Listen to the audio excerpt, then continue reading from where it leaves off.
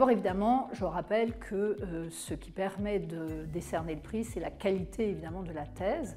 Mais chaque année, nous recevons une soixantaine de thèses environ et un grand nombre, quand même, présentent un niveau d'exigence et de qualité qui correspond aux critères du jury. Ce que le jury recherche, c'est souvent l'originalité du sujet qui permet une approche pluridisciplinaire, comme par exemple nous avons eu des sujets sur l'animal, beaucoup de sujets évidemment sur le climat, des sujets aussi sur les swaps, ces contrats financiers très particuliers. Deuxième élément, l'actualité d'un sujet.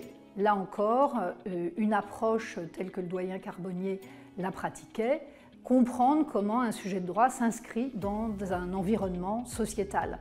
Donc, par exemple, on a eu des thèses qui ont été primées sur la question de la laïcité ou bien des thèses sur le développement de l'Union européenne et de la régulation par l'Union européenne.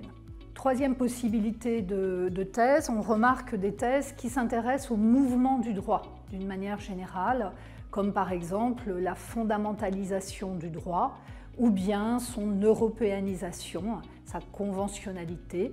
Donc ça, ce sont aussi des mouvements qui intéressent beaucoup et qui ont pu faire l'objet de récompenses. Je voudrais profiter de la remise de ce prix aujourd'hui pour rappeler aux politistes, aux sociologues, aux économistes et à d'autres que le prix est ouvert à toutes les disciplines. Bien évidemment, il faut qu'il y ait un lien un peu avec les enjeux du droit et de la justice, mais je crois que c'est important de garder à l'esprit cette ouverture.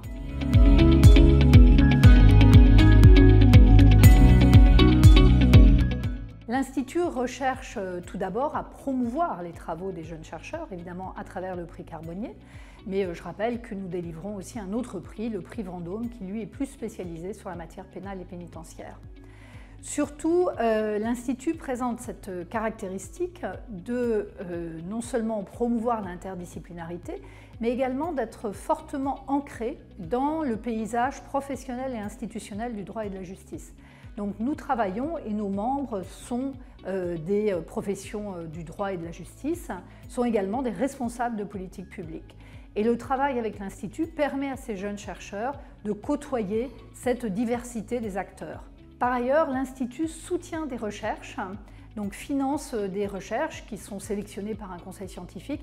Et très souvent, évidemment, ce sont des recherches qui sont portées par des chercheurs aguerris, mais très souvent, ils font appel à de jeunes chercheurs, soit pour réaliser des études empiriques, soit au contraire pour améliorer la pluridisciplinarité de leurs travaux, soit pour les accompagner dans ce travail de recherche. Enfin, nous développons de plus en plus un format d'études qui se déroule dans un temps plus bref, qui répond aussi à la demande de nos membres, qui sont des professionnels, qui souvent veulent des résultats un petit peu plus rapides.